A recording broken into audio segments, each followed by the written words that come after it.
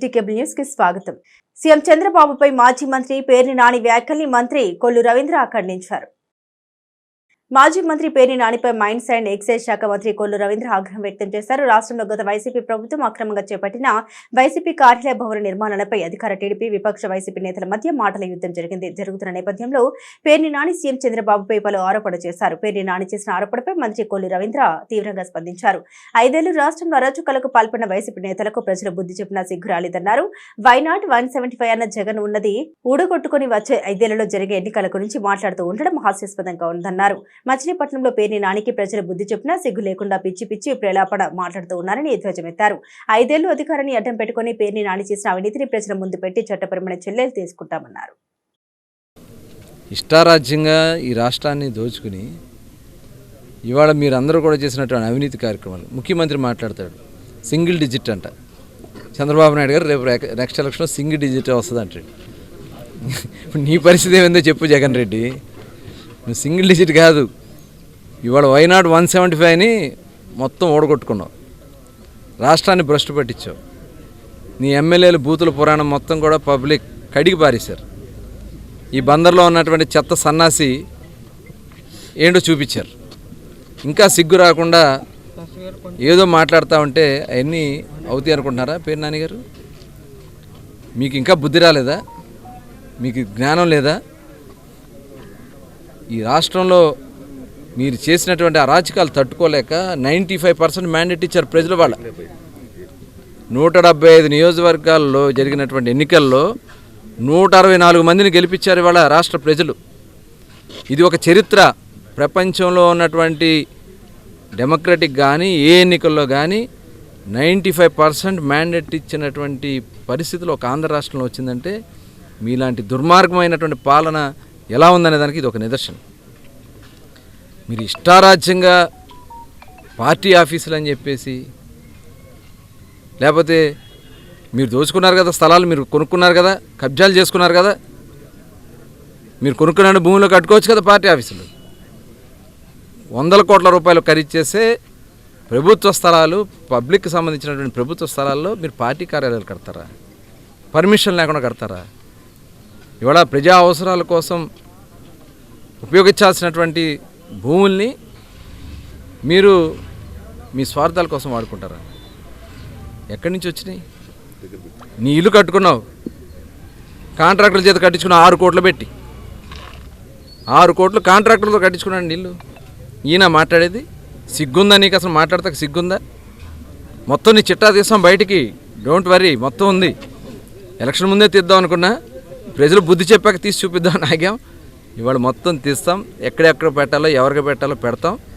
ఎక్కడ తీసుకెళ్ళి నేను ఎక్కడ పెట్టాలో వాళ్ళు చూసుకుంటారు. అంతా అక్రమ గోడౌన్స్ కట్టుకున్నావు, మట్టి, దానికి నామ్స్ ప్రకారం ఎక్కడ లేవు. ఆ నామ్స్ ఎక్కడ మెయింటైన్ చేయాలి వాళ్ళు? ఒక ఎఫ్సిఐ గోడౌన్ కట్టాలంటే దానికి కావాల్సినటువంటి చుట్టూ ఏర్పడాల్సినటువంటి నామ్స్ ఉంటాయి. ఆ నామ్స్ ఏమీ ఫాలో అప్ కాల, డబ్బులు చేసుకోవాలని చూస్తున్నాం. ఇవన్నీ కూడా చూస్తారు, ప్రజలు చూస్తున్నారు. ఖచ్చితంగా దానికి డిపార్ట్మెంట్ అవి ఉన్నాయి, వాళ్ళు ఎలా చేయాలో అలా చేస్తారు. ఒళ్ళు దగ్గర పెట్టుకుని మాట్లాడిపోతే చెప్పు దెబ్బలు తింటావు. చూసావు కదా మొన్న ఇంటి మీదకి వచ్చి బయట మీరు రోడిజం చేయాలంటే తిరగబడ్డారు. రాళ్ళు ఇచ్చి కొడితే అద్దాలు వెళ్ళిపోయినాయి కార్లు. ఇలాగే పిచ్చి పిచ్చి వేషాలు ఇస్తే బందర్ నుంచి కూడా తరిమేస్తారు, గుర్తుపెట్టుకోవాలని చెప్పి తెలియజేస్తాం. మచిలీపట్నం నగరపాలక సంస్థ పరిధిలో పారిశుద్ధ్యం, డ్రైనేజీ వ్యవస్థ ప్రక్షాళనకు తగిన చర్యలు తీసుకుంటూ ఉన్నామని రాష్ట్ర మంత్రి కొల్లు రవీంద్ర పేర్కొన్నారు. మచిలీపట్నం నగరపాలక సంస్థ పరిధిలో పారిశుద్ధ్యం, డ్రైనేజీ వ్యవస్థ ప్రక్షాళనకు తగిన చర్యలు తీసుకుంటున్నామని రాష్ట్ర గనులు, భూగర్భ వనరులు, ఎక్సైజ్ శాఖ మంత్రి కొల్లు రవీంద్ర పేర్కొన్నారు. 31 డివిజన్ పరిధిలోని శారదానగర్లో పర్యటించి ప్రత్యేక పారిశుద్ధ్య డ్రైవ్ నిర్వహించారు. స్థానిక నాయకులు, అధికారులతో కలిసి ఆయన మొక్కలను నాటారు. చీపురుపట్టి రోడ్లను శుభ్రం చేస్తూ పారిశుద్ధ్యం ప్రాముఖ్యతను తెలియజేశారు. అనంతరం మంత్రి మీడియాతో మాట్లాడుతూ మచిలీపట్నం నగరపాలక సంస్థ పరిధిలోని పారిశుద్ధ్యం, డ్రైనేజీ వ్యవస్థ అస్తవ్యస్తంగా తయారైందని, దీన్ని పూర్తి స్థాయిలో ప్రక్షాళన చేపట్టేందుకు చర్యలు తీసుకుంటున్నామన్నారు. ఈ క్రమంలోనే నగరపాలక సంస్థ పరిధిలోని 50 డివిజన్లకు అవసరమైన మేరకు వర్కర్లు, సూపర్వైజర్లు నియమించడం జరిగిందన్నారు. జలాశయాల్లో నీటి కొరత నెలకొన్న పరిస్థితుల్లో మచిలీపట్నం పట్టణ వాసులు నీటిని పొదుపుగా వాడుకోవాలని కోరారు. నియోజకవర్గంలో వ్యవసాయ పంట, మురుగు కాలువలు, తోడు పిచ్చి మొక్కలని తొలగించేందుకు 2 కోట్ల రూపాయల నిధులను సమకూర్చడం జరిగిందన్నారు. తొలుత ఆయన డివిజన్లోని డాక్టర్ బిఆర్ అంబేద్కర్, బాబు జగజ్జీవన్ రావు విగ్రహాలకు పూలమాల వేసి నివాళులర్పించారు. ఈ కార్యక్రమంలో జనసేన పార్టీ నాయకులు బండి రామకృష్ణ, మాజీ మున్సిపల్ చైర్పర్సన్ మోటమరి బాబా ప్రసాద్, గ్రంథాలయ సంస్థ మాజీ చైర్పర్సన్ గొర్రెపాటి గోపిచంద్, మాజీ market yard chairman Gopu Satyanarayana, municipal commissioner Bapiraju, కార్పొరేటర్లు తదితరులు పాల్గొన్నారు. మచిలీపట్నం మున్సిపాలిటీలో గత 5 సంవత్సరాలు టోటల్ వ్యవస్థలంతా కూడా నిర్వీర్యం చేశారు. కార్పొరేషన్గా మచిలీపట్నం అప్గ్రేడ్ అయినా ఈ కార్పొరేషన్కి తీసుకురావాల్సినటువంటి నిధులు తీసుకురాలా, కనీసం కార్పొరేషన్లో ఉన్నటువంటి వర్కర్స్తో సక్రమంగా పని కూడా చేయించుకునే పరిస్థితి లేకుండా కాంట్రాక్టర్ వర్కర్లు ఇష్టం వచ్చినట్టు వాళ్ళ సొంత మనుషులు పెట్టి ఎవరు కూడా పని చేయకుండా టోటల్ శానిటేషన్ మొత్తం కూడా దెబ్బతింది, డ్రైనేజ్ వ్యవస్థ దెబ్బతింది. ఇవాళ దానికోసమే టోటల్ ప్రక్షాళన చేసుకోవడం జరిగింది. దానికి ఎక్కడికక్కడ కమిషనర్ గారు మొత్తం 5 సూపర్వైజర్ని మొత్తం మచిలీపట్నం మున్సిపల్ కార్పొరేషన్లోని 50 డివిజన్లకి సూపర్వైజర్ని, వర్క్ సూపర్వైజర్ని ఇట్లా విడివిడిగా డివైడ్ చేసి డివిజన్లు బట్టి ఎంతమంది వర్కర్స్ అక్కడ అవసరం అవుతుందో వాళ్ళందరినీ కూడా ఏర్పాటు చేయడం జరిగింది. డ్రైనేజ్ కానీ ముఖ్యంగా విపరీతంగా చెత్త పేరుకుపోయింది. టోటల్ కూడా క్లీన్ చేసి ఎక్కడైతే బ్లీచింగ్ అవసరం ఉంటుందో బ్లీచింగ్, సున్నం, అలాగే సైడ్ బరమ్స్ కూడా మరి అవన్నీ కూడా మొక్కలు పెరిగిపోయి తుమ్మ చెట్లు పెరిగిపోయినాయి. టోటల్ 50 డివిజన్లు కూడా ఒక యుద్ధ ప్రాతిపదిక మీదగా మొత్తం కూడా క్లీన్ చేయాలని లక్ష్యంగా పెట్టుకున్నాం. ఇది మొదటి విడతలో జరుగుతుంది. అట్లాగే మంచినీళ్ళు ఇవాళ ఎందుకంటే ఈ పాలకులు చేసినటువంటి నిర్లక్ష్యానికి కేవలం పేరు నాని గారు వాళ్ళు వెళ్ళి మైకులు పెట్టుకుని మరి విమర్శించడం, లేకపోతే ఏదో పెద్ద పుడింగిలాగా మాట్లాడుతూ ఉన్నాడు. ఈఎస్ఓ పేరు నాని గారు బందర్ నియోజకవర్గంలో 5 సంవత్సరాలు గాలి కొదిలేసి మీ చెంచాలందరికి కూడా దోచుకోమని చెప్పేసి ఇవాళ ఏమీ లేకుండా చేస్తాం, మంచినీళ్ళకి లేకుండా చేస్తాం. చివరికి ఇవాళ కాలువలు వచ్చినప్పుడు, కృష్ణానదిలో వాటర్ వచ్చినప్పుడు చెరువులన్నీ నింపుకోవాల్సినటువంటి పరిస్థితి ఉంటే ఇవాళ చెరువులు నింపుకోలే. తరగటూరు సమ్మర్ స్టోర్ ట్యాంక్ వాటర్ అంతా కూడా ఇవాళ వాళ్ళు చేసినటువంటి నిర్లక్ష్యం కారణంగా చాలా లెవెల్ పడిపోతూ ఉంది. ఇంకా అది ఎన్ని రోజులు వస్తుంది అనేది కమిషనర్ గారు కూడా నిన్న రివ్యూ చేయడం జరిగింది. ఇంకా ఉన్న వాటర్లు ఎక్కేసుకుని 15 రోజులు వస్తుంది. పైన కృష్ణానదిలో నీళ్లు మొత్తం కూడా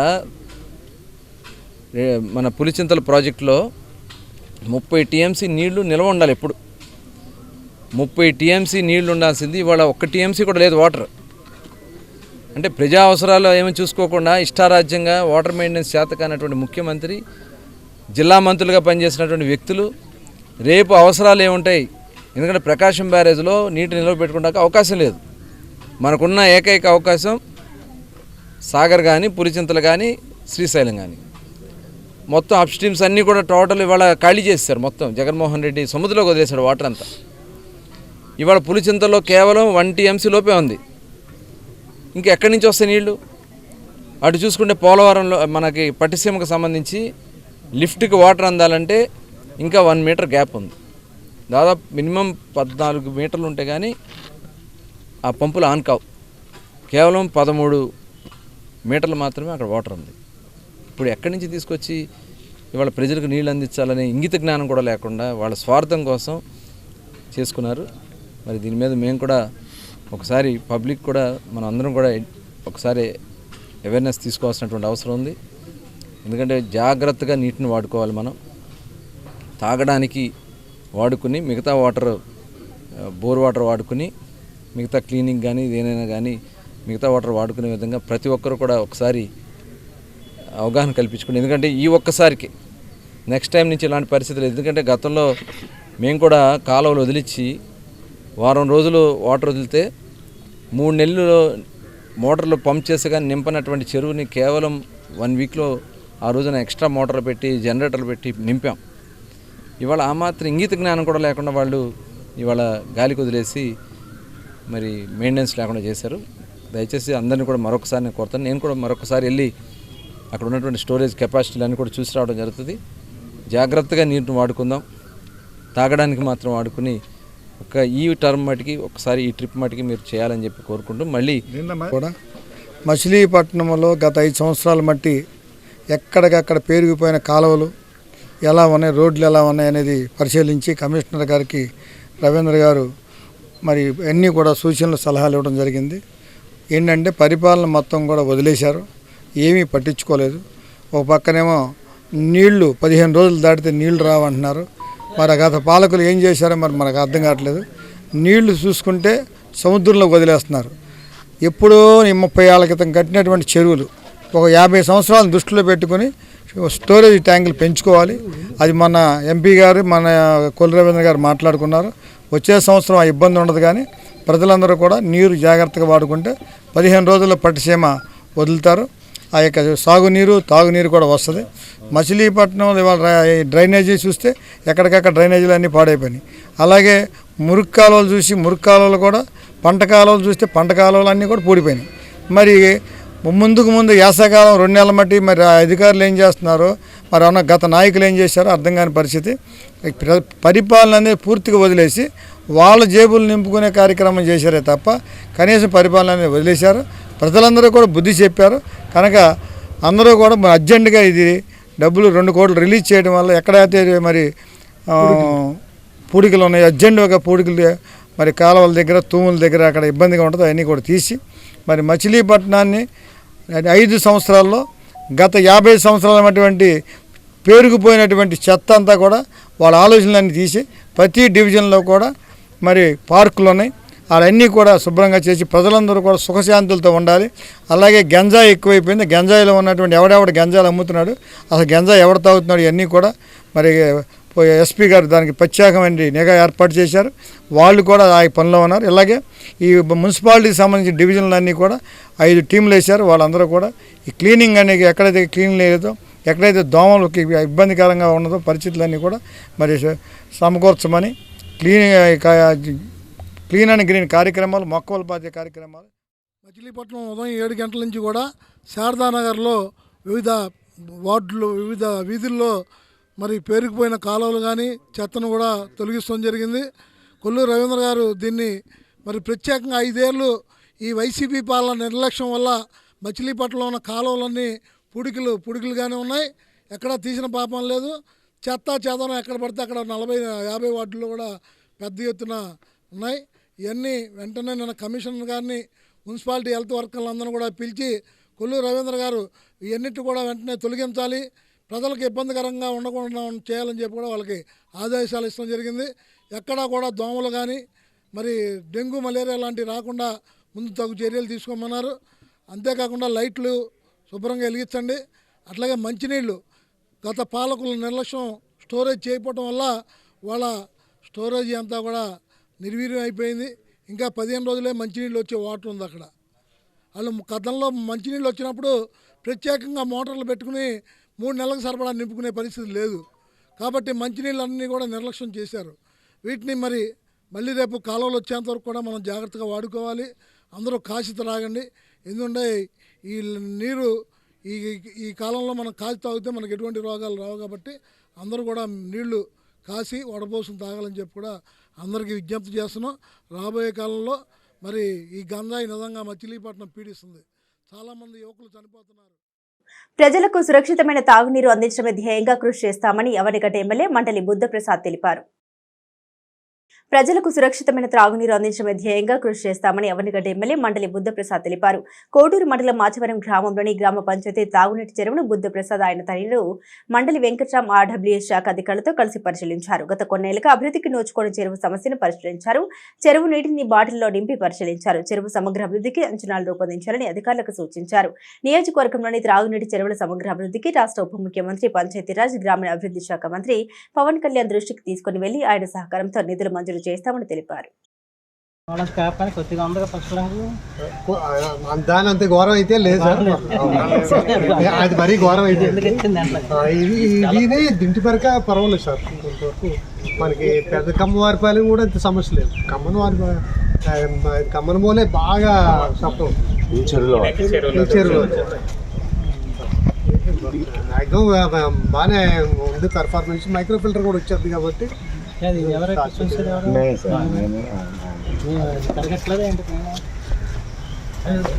కడుగుతున్నాను అంటే 15 రోజులు ఇవాళ కడగాలి సార్. నిన్న కడిగేస్తాను సార్, ఇప్పుడు కడుగుతాను. ఇంకా బ్లీచింగ్ కూడా కలిపితే ఇంకా వస్తుందండి. ఇప్పుడు కడుగుతామని చెప్పేసి కలపలేదండి. కడిగేసి మొత్తం అది కలిపేస్తామండి. పైన నీళ్ళు లేవండి, కొద్దిగానే ఉంది సార్. విద్యార్థులు క్రమశిక్షణతో విద్యను అభ్యసించి ఉన్నత శిఖరాలకు చేరుకోవాలని రాష్ట్ర మంత్రి కొల్లు రవీంద్ర ఆకాంక్షించారు. విద్యార్థులు క్రమశిక్షణతో విద్యను అభ్యసించి ఉన్నత శిఖరాలకు చేరుకోవాలని రాష్ట్ర మంత్రి కొల్లు రవీంద్ర ఆకాంక్షించారు. చిలకలపూడి పాండురంగ హైస్కూల్లో విద్యార్థులకు రాష్ట్ర మంత్రి కొల్లు రవీంద్ర టెక్స్ట్ బుక్స్ తదితరమైనవి పంపిణీ చేశారు. ఈ సందర్భంగా టెక్స్ట్ బుక్స్, బ్యాగ్, షూస్ లాంటివి విద్యార్థులకు అవసరమైనవి ఆయన అందజేశారు.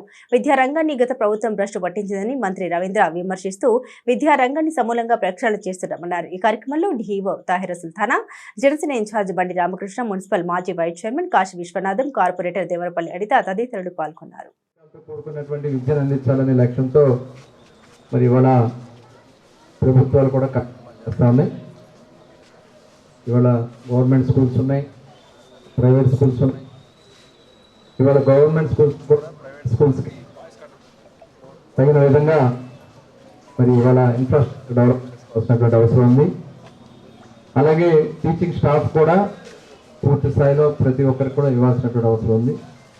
అందుకే ఇవాళ ప్రభుత్వాలు బడ్జెట్లో ఎక్కువ డబ్బులు ఖర్చు పెట్టేది తెలుసా మీకు? దేనికో ఎడ్యుకేషన్కి, అలాగే మెడిసిన్కి సంబంధించినటువంటి మెడికల్కి సంబంధించినటువంటి దానికి ఎక్కువ ఖర్చు చేస్తారు గవర్నమెంట్స్ అన్ని కూడా. ఇచ్చిన ప్రతి అవకాశాన్ని మీరు సద్వినియోగం చేసుకోవాలి, మంచి ఉన్నతమైనటువంటి స్థానానికి రావాలి. దానికి తగిన విధంగా టీచర్స్ సలహాలు తీసుకోండి, ఇన్ఫ్రాస్ట్రక్చర్ ఉపయోగించుకోండి, బుక్స్ అన్నీ కూడా జాగ్రత్తగా పరిశీలన చేసుకుని ఇవాళ మన హద్దులు లేవు. ఈ ప్రపంచంలో ఎక్కడికైనా మనం వెళ్ళగలుగుతాం. వెళ్తారా? రెడీగా ఉన్నారు మీరంతా? అందరూ చక్కటి అవకాశాలు ఉన్నాయి ఈరోజు మన ప్రపంచంలో. ముఖ్యంగా మన తెలుగు వాళ్ళంటే ప్రపంచంలో అన్ని దేశాల్లో ఉన్నారు. తెలుసా మీకు ఆ విషయం? అంటే అంత స్థాయి గూగుల్కి, అంటే ప్రపంచాన్ని శాసించే స్థాయిలో ఉంది గూగుల్. దానికి CEO అయ్యారంటే మన తెలుగు వాళ్ళకి అపూర్వమైన తెలివితేటలు ఉన్నాయి. కాబట్టి మనం వేరే వారు ఉపయోగిస్తున్నాం. సెల్ ఫోన్లు ఆడుకోవటానికి, అంతేనా? గేమ్లు ఆడుకోవడానికి, సెల్ ఫోన్లు ఆడుకోవడానికి చేస్తాం. అలా కాకుండా మీరు గోల్ పెట్టుకోవాలి. పెట్టుకుంటారా గోలు? ఏం కావాలని గోల్ పెట్టుకున్నారా? Police, doctor. నేను వెళ్తూ ఉంటాను విలేజ్కి వెళ్ళినప్పుడల్లా అందరినీ మనం మోటివేట్ చేస్తూ ఉంటాం. ఏమవుతారు ఏంటంటే అందరూ పోలీస్ అంటారు. పోలీస్ అయ్యాక చాలా ఛాన్సెస్ ఉన్నాయి. ఇవాళ సాఫ్ట్వేర్ ఇవాళ ప్రపంచాన్ని శాసించే స్థాయికి మన రాష్ట్రం, మన తెలుగు వాళ్ళు వెళ్ళారంటే దాన్ని స్టార్ట్ చేసింది ఎవరు? ఇక్కడ సాఫ్ట్వేర్కి, ఐటీ రంగానికి ఫస్ట్ ఎవరు పునాది వేసింది? నారా చంద్రబాబు నాయుడు గారు. తెలుసా విషయం? Pandanga Municipal School, sir. This is the biggest school in Machilipatnam. ఈ మున్సిపల్ స్కూల్స్ అన్నిట్లోకెల్లా managed by the government. Last year ఈ స్కూల్లో 770 చిల్డ్రన్ అబౌవ్ ఉన్నారు సార్. ఇప్పుడు వచ్చి యాజ్ ఆన్ టుడే 750 ఉంది సార్. 6th క్లాస్ ఎన్రోల్ జరుగుతుంది. Last year 10th class result కూడా ఇక్కడ బాగుంది సార్. 80% రావడం జరిగింది. అండ్ ఇప్పుడు 10th క్లాస్ సప్లిమెంటరీ జరిగాయి సార్. దానిలో కూడా రిజల్ట్ ఎన్హాన్స్ అవ్వడానికి ఆస్కారం ఉంది. మెయిన్గా రెగ్యులర్గా వచ్చే స్టూడెంట్స్ అందరు కూడా 100% పాస్ అవ్వడం జరిగింది.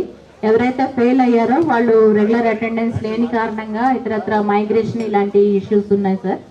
లాస్ట్ ఇయర్ మనము 10th క్లాస్కి సంబంధించి ఒక యూనిక్ ప్రణాళికతో మనము ముందుకు వెళ్ళడం వల్ల జిల్లాలో కూడా మనకి ఆల్టుగెదర్ 91.7% పాస్ పర్సంటేజ్ నమోదైంది సార్.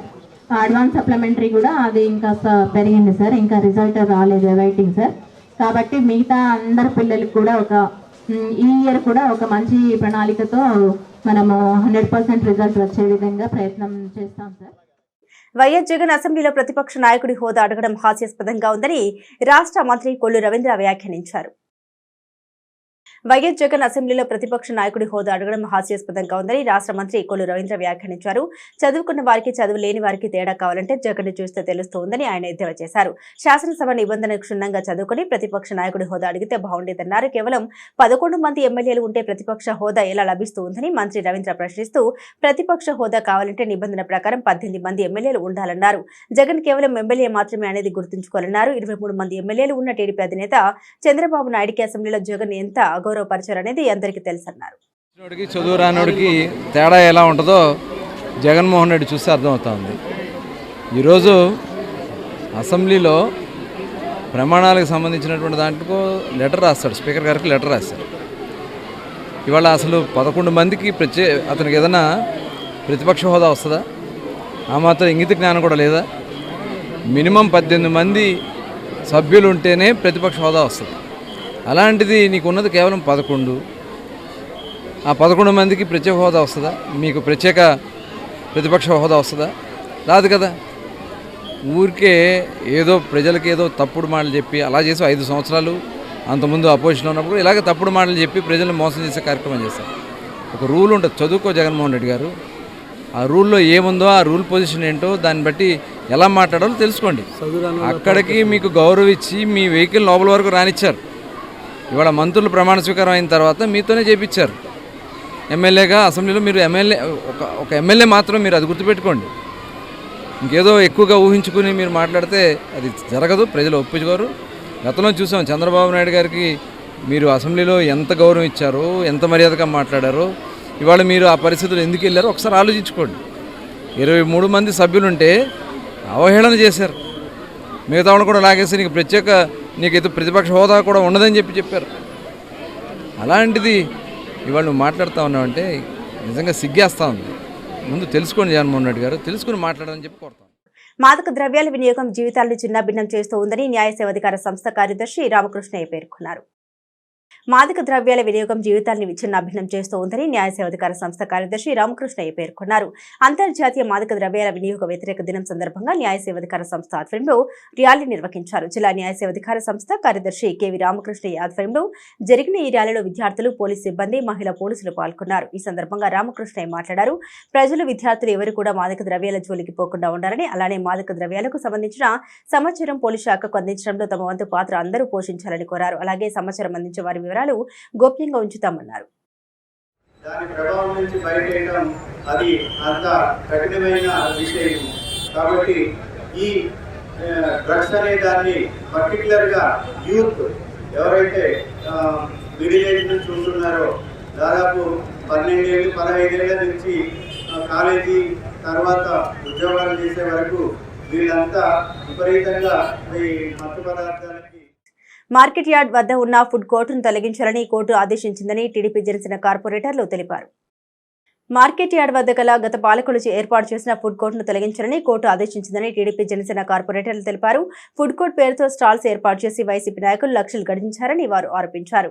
టీడీపీ జనసేన కార్పొరేటర్లు సమతా కీర్తి, దింటకుర్తి సుధాకర్, చింతజల్లు రాము, దేవరపల్లి అనిత, జనసేన కార్పొరేటర్ పినిశెట్టి ఛాయాదేవులు ఫుడ్ కోర్టును పరిశీలించారు. ఈ సందర్భంగా వారు మాట్లాడారు. ఫుడ్ కోర్టు తొలగించాలన్న ఆదేశాలను మున్సిపల్ కమిషనర్ అమలు చేస్తారని వారు వివరించారు. ఫుడ్ కోర్టు ప్రాంతం అసాంఘిక కార్యకలాపాలకు అడ్డాగా మారిందని, కుటుంబ సమేతంగా వచ్చేవారు స్థానికులు దీనివల్ల తీవ్ర ఇబ్బందులు ఎదుర్కొంటున్నారన్నారు. ఈరోజు మచిలీపట్నంలో 2, 3, 4 డివిజన్లకు సంబంధించి మార్కెట్ యార్డ్ రోడ్లో ఈ వైసీపీ ప్రభుత్వంలో ఉండగా ఫుడ్ కోర్ట్ని ఏర్పాటు చేయడం జరిగింది. ఈ ఫుడ్ కోర్టు ఏర్పాటు చేసినటువంటి ప్రాంతం అంతా కూడా స్థానికులు ఇళ్ళు, కుటుంబాలన్నీ ఉన్నాయి. దీనివల్ల ఈ పరిసర ప్రాంతం అంతా కూడా అపరిశుభ్రంగా అయిపోయి దానివల్ల అందరికీ అనారోగ్యాలు ప్రబలి డయేరియాతో చాలా ఇబ్బందులు పడుతున్నారు. దీనివలన ఇక్కడ ఉన్నటువంటి ఇక్కడికి వచ్చి దాన్ని ఫుడ్ కోర్ట్ అనేది టైమింగ్స్ వచ్చి 7 to 11:30, 12 జరుగుతుంది. ఈ టైంలో వాళ్ళ చుట్టూ స్థానికంగా ఉన్న వాళ్ళకి చాలా ఇబ్బంది. వాళ్ళు పడుకునే టైంలో ఇది పట్టపగలు ఎలా ఉంటుందో అలాగే రాత్రిపూట ఇక్కడ జరుగుతున్న వ్యాపారాలు, దాంతోపాటు అసాంఘిక కార్యక్రమాలు జరగడం వలన చాలా ఇబ్బందికరంగా ఉంది. ఇదంతా కూడా వైసీపీ ప్రభుత్వం వాళ్ళు ఇక్కడ ఉన్నటువంటి నాయకులు వాళ్ళ సొంత లబ్ధి కోసం వాళ్ళ వ్యాపారాలని ఫుడ్ కోర్ట్ అనేది అరేంజ్ చేసుకోవడం జరిగింది.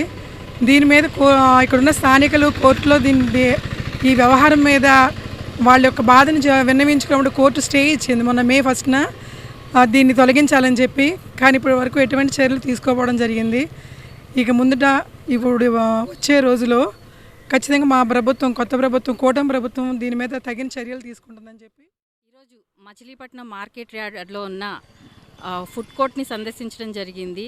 ఇక్కడ చూస్తే ఎక్కడ చెత్త అక్కడే కాలువల మీద అడ్డుగా వాళ్ళ సొంతగా కొన్ని ఏమో కట్టేసుకున్నారు. కనీసం మున్సిపాలిటీ శానిటేషన్ వర్కర్స్కి కాలువ తీసే పరిస్థితి కూడా లేదు. ఇంతకుముందు ఇది స్టార్ట్ చేసినప్పుడు మేము ప్రతిపక్షంలో గట్టిగా చెప్పాము ఇక్కడ చాలా ఇబ్బంది అవుతుందని. అప్పుడంతా బేఖాతరు చేసేసి వాళ్ళ అన్నయ్యలకి డబ్బులు తీసుకుని ఇష్టం వచ్చినట్టు షాపులు అలాట్ చేసేసి పెద్ద పెద్ద లైటింగ్లు పెట్టించేసి ఎంతమంది ఇక్కడ స్థానికులు మొరపెట్టుకున్నా మాకు ఇక్కడ ఇబ్బంది అవుతుంది, ట్రాఫిక్ పెద్ద సమస్యగా మారుతుంది, నైట్ టైము గంజాయి బ్యాచ్ వచ్చి గొడవలు చేస్తుంది, స్థానికంగా మేము ఈ రోడ్డు యూజ్ చేయలేకపోతున్నాం అని చెప్తున్నా కూడా పట్టించుకోలేదు. దాని మీద స్థానికులు కోర్టుకు వెళ్ళారు. దాని మీద స్టే ఇచ్చినా ఇప్పటివరకు దాన్ని అమలు జరగలేదు. ఈరోజు ఉదయం రవి గారు ఆదేశాలు జారీ చేశారు. యాజ్ పర్ కోర్టు ఎలా అయితే ఇన్స్ట్రక్షన్స్ ఉందో అవన్నీ ఫాలో అవ్వమని కమిషనర్ గారికి చెప్పడం జరిగింది. దాని మీద మేము కూడా ఇదే రిక్వెస్ట్ చేస్తున్నాము. ఒక పక్క డయేరియా బాగా ప్రబలుతుంది. స్టాప్ డయేరియా క్యాంపెయినింగ్లో భాగంగా ఈ ఏరియా అంతా డయేరియా రహిత ప్రదేశంగా చేయాలని అలా మున్సిపల్ కమిషనర్ గారిని అలాగే స్టాఫ్ని కోరుకుంటూ మీకు ఏదైతే ఇన్స్ట్రక్షన్స్ ఉన్నాయో అవన్నీ ఫాలో చేయమని మేము కోరుకుంటున్నాం. మంత్రివర్యులు కొల్లు రవీంద్ర గారి ఆదేశానుసారం మేము ఇక్కడ ఫుడ్ కోర్ట్ని సందర్శించడం జరిగిందండి. గత పాలకులు, గత ప్రభుత్వం వీళ్ళని ఒక ఓటర్లుగా భావించి ఈ ఓట్లు మాకు గెలుపునిస్తాయని ఒక దుర్మార్గమైన ఆలోచనలతో ఇక్కడ ప్రజల సమస్యలు పట్టించుకోకుండా, అంటే ఎక్కడన్నా ఫుడ్ కోర్ట్ పెట్టేది ఎక్కడ కమర్షియల్ ఏరియాలో పెడతారు, ఎక్కడ రెసిడెన్షియల్ ఏరియాలో అయితే పెట్టరు. ఇళ్ల మధ్యలో తీసుకొచ్చి వాళ్ళకి నచ్చిన కార్పొరేటర్లకి డ్రాల్స్లో తీసుకుని ఒక్కొక్క కార్పొరేటర్ పెట్టుకున్నాడని తను ఓన్గా, లేకపోతే రెంట్లకి ఇచ్చుకున్నాడు. ఒక్కొక్క కార్పొరేటర్ 15,000కి అద్దెలకి ఇచ్చుకున్నారని ఒక్కొక్క స్టాల్ని తీసుకెళ్ళి. అలాంటి వైసీపీ నాయకులు జరిపిన ఈ ఏమంటారంటే అధికార మతంతో జరిగిన కారణం అండి ఇదంతా.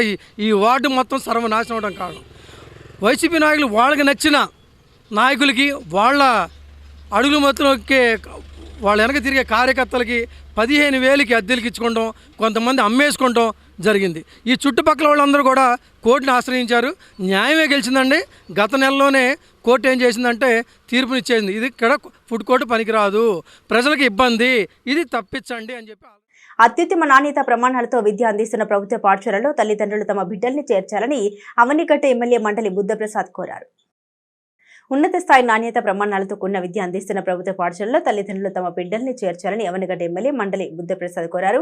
కోడూరు స్వతంత్రపురం జెడ్పీ హైస్కూల్లో విద్యార్థులకు రాష్ట్ర ప్రభుత్వం సహకారంతో స్టూడెంట్స్ కిట్స్ పంపిణీ చేశారు. ముఖ్య అతిథిగా విచ్చేసిన బుద్ధప్రసాద్ మాట్లాడుతూ విద్యతోనే గుర్తింపు, గౌరవం లభిస్తూ ఉంటున్నారు. భారత రాజ్యాంగ నిర్మాతగా ఖ్యాతి గడించిన డాక్టర్ బిఆర్ అంబేద్కర్ జీవితాన్ని ప్రతి విద్యార్థి స్ఫూర్తిగా తీసుకోవాలని పిలుపునిచ్చారు. ప్రభుత్వ పాఠశాలల్లో విద్యార్థులు స్వేచ్ఛగా చదువుకుంటూ సమాజం గురించి తెలుసుకునే అవకాశం, సమాజంలోని అంతరాలు తెలుసుకుని వాటిని ఎలా ఎదుర్కోవాలో తెలుసుకునే అవకాశం ప్రభుత్వ పాఠశాలలోనే లభిస్తుందన్నారు. ఈ సందర్భంగా విద్యాశాఖ ఆధ్వర్యంలో విద్యా ప్రవేశ ర్యాలీని బుద్ధప్రసాద్ ప్రారంభించారు. ఈ కార్యక్రమంలో నియోజకవర్గ నాయకులు, మండలి వెంకట్రాం, అధికారులు, టీడీపీ జనసేన నాయకులు పాల్గొన్నారు.